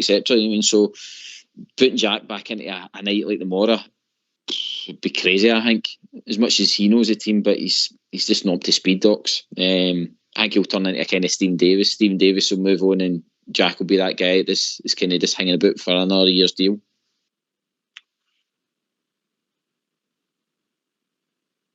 I mean, I wish Ryan Jack the best. I hope he gets fit, gets a bit of form. He's got something to offer, but the injuries and where they are, and it's whether it's affected him in the head, Paul. Aye, because it's important. You're playing the engine room, mate. We know Ryan Jack's got that combative style, but he likes to thunder into challenges, and he's a physical player. But if you lose that edge, mate, where you're not getting into tackles the way you should, that's when you get hurt more. Because if he's not fully committed, the other guy is, and he's going to come off first, mate. So if it's a mental thing, that can be hard to get over. I've had a few injuries myself, and I know what it's like when you make that first 50-50 challenge, mate. It's all or nothing. It's blood and thunder, or you're going to get hurt. And maybe he's got that wee seed of doubt in his seed. But I would like to see him get back to full fitness, mate. Get that stone or so off him and prove us all wrong again, because a fit Ryan Jack's an asset to the squad, there's no doubt about that, mate. Aye. I hope it works out for him, And he can cover a few bases. He showed that against the running banner. It was only Queen of the South, but he went and played the right centre back, and we know he's played the right back in his career, so he is a valuable asset to the squad, but he'll be wanting to play first team football, GB, yeah? Oh, aye. I mean, it was the Hibs game, I think, Ox, that kind of showed up, the kind of pace was no there for him. It was kind of, the game was passing him by, and that, for Ryan Jack, I think the more he sits on a bench, it's harder for him to stay fit, if you mean. So it's games are important to him, but whether he's got to be the same player for Rangers, the same impact player, remains to be seen. Aye, we wish him best. It wouldn't surprise me if he appears tomorrow night. It was a strange old game, but I will see. It's just, right, okay, so David, would you bring in Ben Davis if he's passed the fitness test? Would you bring him into the team tomorrow night? Yes or no? It's just simple. GB. No. Port Bear. Yes. All right. You two going to have an arm wrestle. Who's going first? Stair test. I end up kissing you, mate. No, that's for later. It's one of two things, Ox. If Just before we go any further, Rangers for everyone and anyone. Exactly. There's one of two things. If he goes with a back three, then Sands comes into that and Davis and Goldson can play right. But if Davis makes a passive test and he's shown well in training the last few days, then that means Goldson in the normal system like Gary's picked. It could be Goldson and Davis, so you'd have natural left-sided centre back alongside Goldson, and then Sands could maybe push it in the midfield along with Lundstrom next year. So it would release James Sands, I think, from a centre back position, because I would love to see that lad, mate, in midfield. I think he's tailor made for our game because of his style of his game. But I do think he's got a bit of quality where he's a nice passer. He seems very quick across the ground as well, mate. And he's great when it comes to one-on-one tackling, mate. He's very good. He's very, very rarely people pass him. Okay, GB, you went the opposite way. I just think Gio's wanting to give that group of players the opportunity to go and redeem themselves tomorrow. I think he's got to throw down the gauntlet to them, prove that he's backing them. And that's how I don't think there'll be too many changes. Like I says, it's only really that right-hand side, I think, that the manager will tweak just to get a bit of pace so we can try and hurt them when we're going down the right and the left. But I get it. It's probably, to be honest, it's a good game for Ben to come into, because it's going to be a hard game, but it'll get the fitness up, and then hopefully he can kick on and start more regularly. Aye. But I mean, when do you play him? Do you play him the morning night, Port Bear? Do you wait till Saturday and play him? Do you wait till next Tuesday? Or do you wait till the United game and that's another 4 games out the way? What do you do? It's a big call. I just think you have to get him in, mate. I really do. I just think, if you remember back to the game he played alongside Gold, I think it was St Johnstone, it just seemed to, the team was no upside last year. He brought balance to the side. He seemed to settle down Goldson a wee bit, because sometimes I do think Goldson gets involved in his partner's game too much. But it doesn't need to be that way with Ben Davies, because Ben Davies is an experienced pro centre back. It's a bit like when Goldson played alongside Katic, etc. He was babysitting with Sands. Again, Sands has even spoke about this. He's a good communicator. He's always talking me through games. But I would like Connor to concentrate in his own game. Even when he played alongside Hollander, mate, he didn't need to babysit Hollander either. So I just think that experience, that balance to the side, the sooner we get him integrated into the team, mate, the better for me. And that way, as I said, it releases James Sands into a position where I think he could be used better and it would benefit the squad as a whole.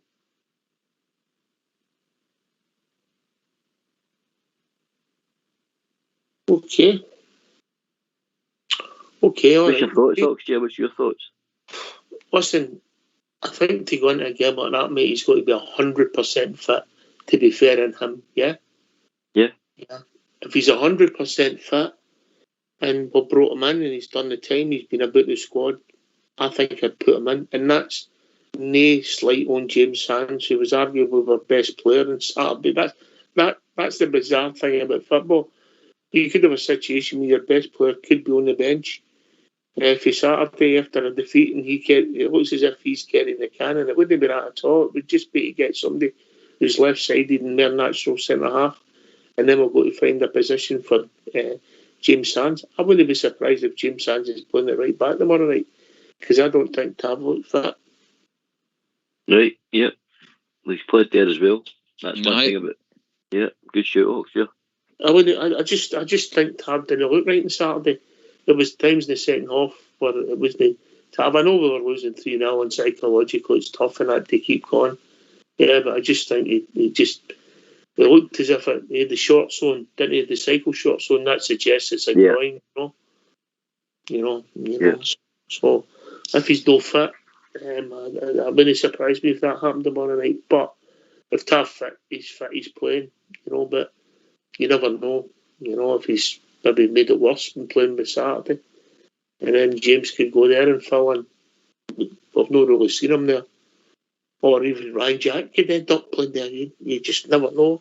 It's a kind of, it sounds bad, Ox, but it's a kind of free hit game, isn't it? So it's probably the right game. If we need to rest Tav, then we do it. I mean, protect him for at least the Aberdeen game. At the end of the day, what will be in the Champions League. As much as we want to see the team go out and get results, and I mean, even a draw gets you some good money. The bread and butter and the focus is going to have to be on the league. We enjoy these nights. It's been a long time and stuff like that. We want to go out and give a good account of ourselves. But what I say is, I don't think it's the time, especially with the injury list that is the now. We don't want to risk any more. How much is at stake for? This is the madness. How much is at stake tomorrow night, Port Bear, if you win? I'm not sure the current figures, Oxshire, but I'm sure it used to be 1.5 million a point, or was it 1.5 million a win? I can't remember what the figures were. It was either 1.5 million for a point or a win, Oxshire, but it was high stakes. You know, so it's massive money. So it's 750,000 for a draw. You mean? Aye, yeah, it's incredible money, mate. It's definitely incredible money. Can I just throw another one at you? See, obviously, your end Timber and Calvin Bassey, two dominant, strong, fit, young centre backs. Who would you throw up at number 9 tomorrow? Would it be Morelos for his physicality and ability to hold up, you know, in battle, or do you still go with Čolak, boys? It's a no-brainer for me, mate. Yeah. And I think I'll say this: Čolak's fit, Morelos isn't. There's your answer. Right. Yep. Okay. Yeah. Port GB, before you come in and answer, I'll give you time to think about it. I know you're not as quick as me. Let's hear from you. Why don't you give us a call on 0141 356 1972? It's your show, it's your platform. Let's hear from you.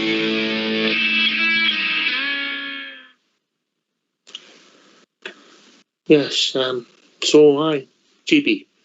Aye, it's got to be Big Čolak up front. And I think, did he know when he was with Malmo, was Bassey in amongst that defence of yours as well? So I don't think even Bassey played in the games, mate. He was that forward.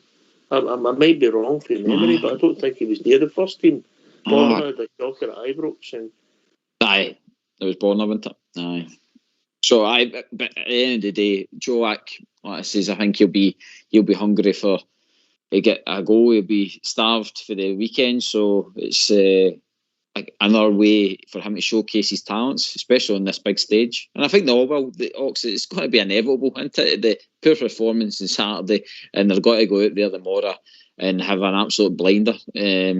So bring it on. Can't get any worse, can it? It can't report, but it's sod's law. It's the way our European campaigns have been going. They're going to go out and they're going to give us an almighty performance tomorrow, and it wouldn't surprise me if we won. I mean, it's just it seems to be in the DNA now. But sod's law, we need to come back to planet Earth, and we need to really focus on the league as well.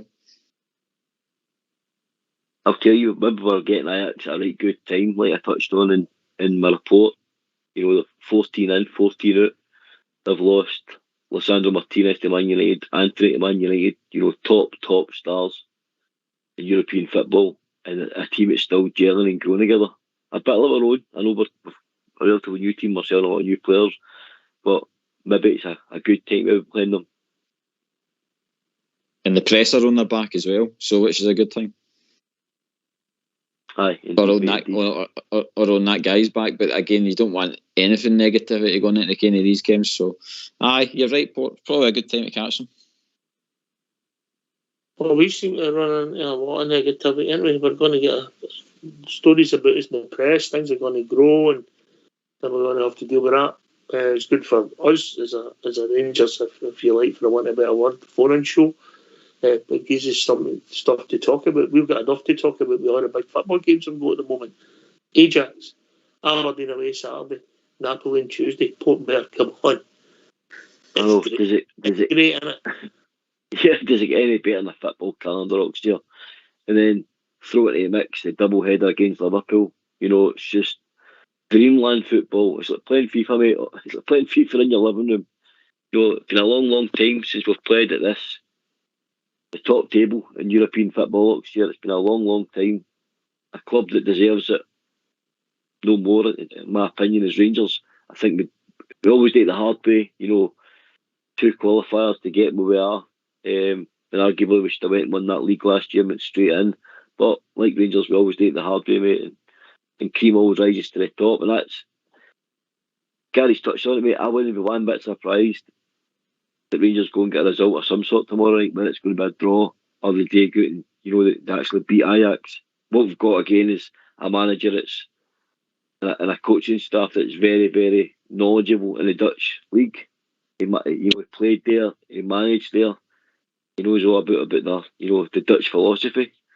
So again, it's another wee ace up my sleeve, and they proved that against PSV, especially when away against PSV in the Well League. And again, Gio pulls at a masterclass in management and showed his tactical ability again.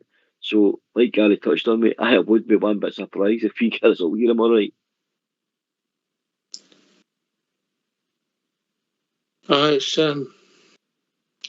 It's mental, mate. It's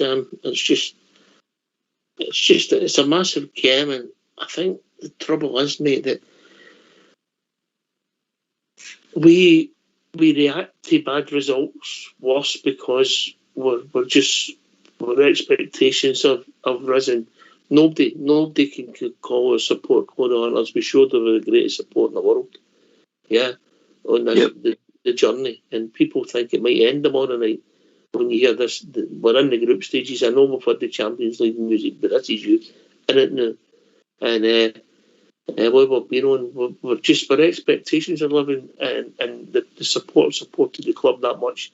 They just want the same back. And if we can't do things, they just want communication. That's the issue. But tomorrow night, Ajax away, absolutely superb, GB. It's one of the top European club socks. I mean, back in the day, it was champ manager, and you were always looking into the players of Ajax back in like 99 and 95 and stuff like that, and the De Boers, Seedorf, all that, Kluivert, just got pedigree. I know Port's read through some of the names, and we're not a lot of the names jump out at you, but their standards, the folk behind the scenes for Ajax and stuff like that, it's all top guys, top ex-players as well. You know, and their philosophy of football is second to none, and it's going to be good. It's going to be a good test for Rangers tomorrow night. It'd be good to see Gio putting his wits against another Dutch team. If we win tomorrow night, yeah, we'd win more money. If we do win, we get more money for that 2-3 points than you would get for winning the Scottish League Cup for roughly the next 10 years. That's frightening. Or any TV deal for that matter. It's 2.8 million. That's another thing. We'll open debate once we get a quiet time. There's a lot going on off the pitches now. So it's 2.8 million euros. Yeah. It's obviously. Wow. And 970,000 euros for a point. Yeah. Sorry, 930 euros. Yeah. I use about $1 million, Mark. Aye, that's superb money, mate. Superb money. And that's why it is important, obviously. That's clear why it's important. And the financial guys that support the club and the businessmen that run the club think on that, £1 million, £1 million, in the bank. But like all us here tonight, we've all said it, the bread and butter is still the Scottish League. And I've noticed that a lot on social media during the week, Oxford. A lot of our fans want Rangers to assert themselves in Scottish dominance again. We don't want them closing the gap, Oxford. Well, the thing about it is, but if we didn't qualify for this and they go to run at that money, they would have wasted that money and be able to improve their squad, and we couldn't because you didn't have the finances. It's a vicious circle, mate. Yep. We have to compete in the both fronts. That's the reality of being a big club, because it's so important. Because if you're not competing at this level and one of your rivals is, they're moving away from you. 100%. And we think back to the years they had the money, Oxford. Free run at it. Aye, they did. And we'll still caught them. Aye, but we didn't have the finances because they had a free run at it. Well, even a manager touched on it at the press conference, Ox, didn't he? He says folk are thinking that since we've got in the Champions League that all that money's there sitting waiting, when that's not the situation. Gio Vanni's turned around and said that. So clearly it's been a godsend in the sense of qualifying for the Champions League, because think about the situation if we didn't get that money in. I mean, it's basically Gio's kind of made it there that the money that is going to be coming in is going to be going elsewhere in the club. I mean, so no, obviously confirmed or anything like that, but it sounds that way, especially when he's kind of making it clear that money, that because we qualify for the Champions League, that doesn't mean that he say that all that money is going to be going towards transfers now. I mean, because the money's still not there. We'll see, but obviously if you can start getting points. And by the way, like everybody else, you won me a dream of winning anything, yeah. Leicester City winning the league, yeah. Rangers go to European Cup final next year. That was a dream. Aye, it was a dream, man. People have won the Scottish Cup, people have won League Cups. And so you win tomorrow night. You never know what it takes you. Yeah, we're dreaming, but there's nothing wrong with that, GB, is there? Not at all, Ox. Not at all. The players will be dreaming as well, Ox. I mean, at the end of the day, this is probably the peak of their career playing in the Champions League. I mean, they're not going to get that at any other club, unless they get a massive move. I mean, to a top 4 club. That's the problem we've got, mate. All of a sudden, our squad is aged, mate. Guys that we thought were in their 20s, and all of a sudden, Tav, Golson, Borna, Davis, Arfield, Ryan Jack, they've all become, they're all a certain age. They're not going to be playing in our club in the Champions League, are they? No. They forget, Ox, since they've signed for us, I mean, the years, they fly by. I mean, when I looked at the kind of squads for the Old Firm and that, and for Celtic, the average kind of age is run about 24, 25. I mean, whereas we're up in the 30s for most of them, apart from a couple. I mean, time does go by. I just had to buy my second pack of razor blades ever, Right, okay. Right, so how are you feeling about tomorrow night? Has Saturday affected your thoughts? If Saturday hadn't happened, would you be thinking Port Vale?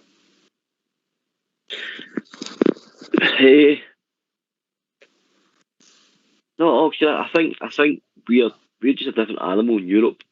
and regardless of what the result was on Saturday, I think we'd have still played to the same European standard that we've come to expect for Rangers. I just think we're a totally different team in Europe next year to our domestic team, and that really shouldn't be the case, because I don't want to say my players are getting up for European games and they don't go up for league games. I would hate to think that, but there's a drastic improvement next year when it comes to Rangers in Europe.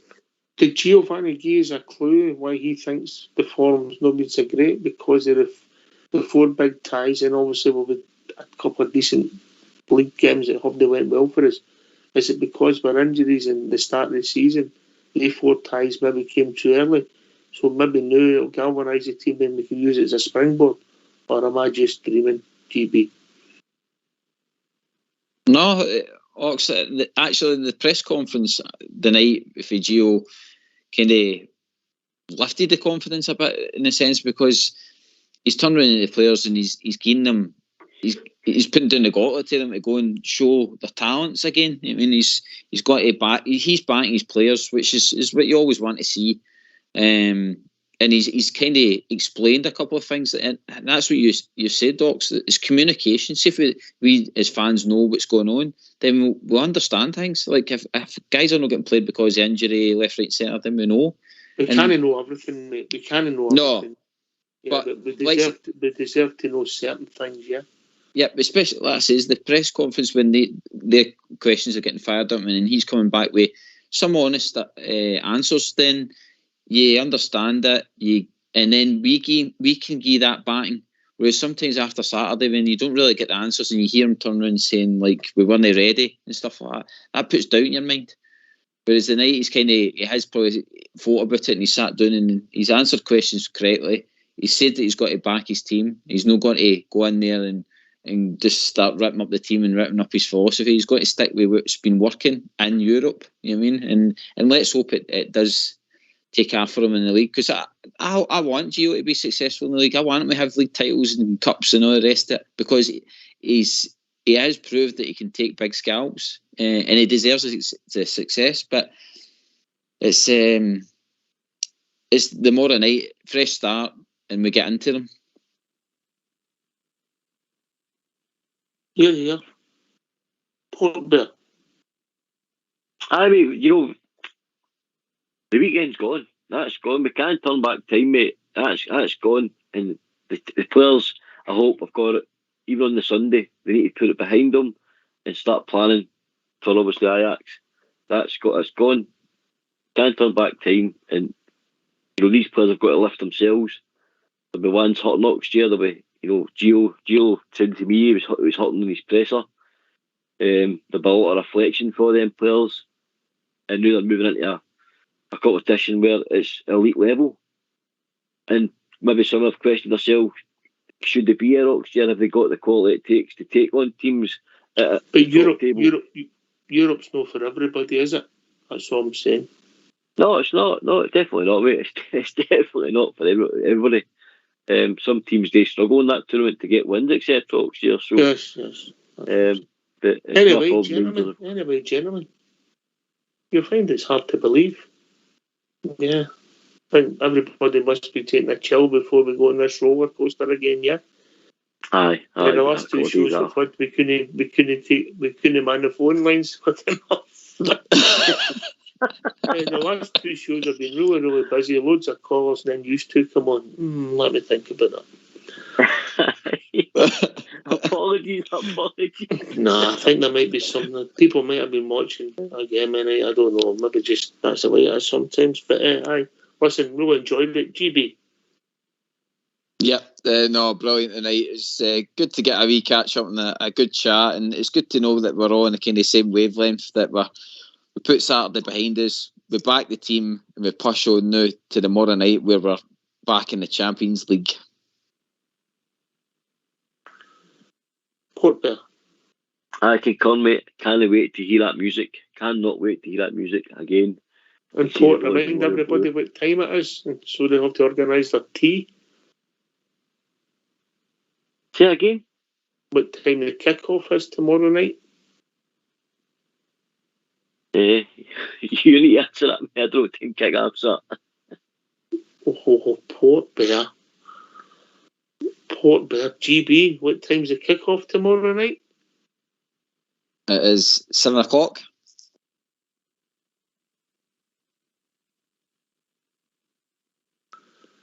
Boys. Ox is fair. Is it 5:45? It's Holland, isn't it? 17:45. He knew that, guys. He knew it would stay there. But if you're sitting in Amsterdam, it's 8 o'clock. Well, it's 7:45. Who knows? I think he's fell off his chair, mate. Hold on, go and grab that seat. Oh dear. Rangers knowledge, gentlemen. Have we mentioned that?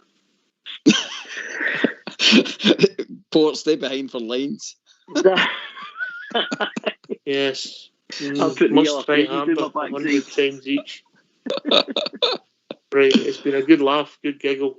Great to hear from you both. Enjoyed the Port report, Port. Cheers, mate. No, thanks very much. Enjoyed your company, GB. Pleasure. Cheers. Cheers. Thanks to Fox and Old School Blue for doing the technicals. We'll be back 15 minutes after the final whistle. There'll be no pre-match show because we'll all be busy getting sorted and organised. But for the game, 5:45 kick-off tomorrow night. We'll be back 15 minutes after the final. Wait a minute, let me just think. We'll be back at our usual time between 8 and 10. Yeah, 8 and 10 because the time the game finish is, what is it? About 7:30. Yeah, is that right? That's about right, Port, isn't it? Gone by our time, it will be Ox. Aye, so the time so the game is on BT Sports 4. Yep. Yes, yeah, but you would be watching it on time, yeah.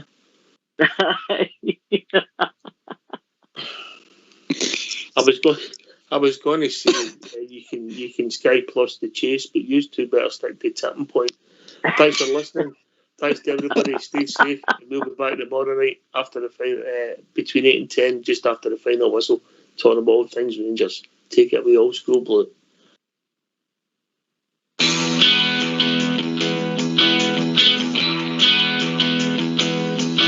I sailed the wild Atlantic, across the broad Pacific shore. I sailed around the stormy capes and heard the 44. I flied the Indian Ocean, I sailed the China Sea. But there's a sea back home in Scotland, more than all the rest to me. It's that blue, blue, blue sea of my rock. It's the greatest city that I have ever seen. It's the blue, blue, blue sea of my rock. I'm just not gonna really get there.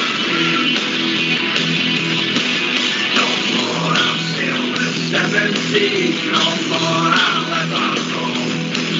No more I'll feel the earth again. I'm back where I belong. And we will walk each Saturday. I'll join the mighty throng.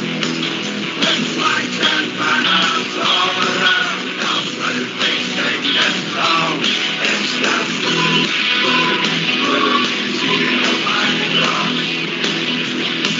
The greatest city that I have ever seen. It's the blue, blue, blue sea of my love. I'm just not gonna really get there. It's the blue, blue, blue sea of my love. It's the greatest city that I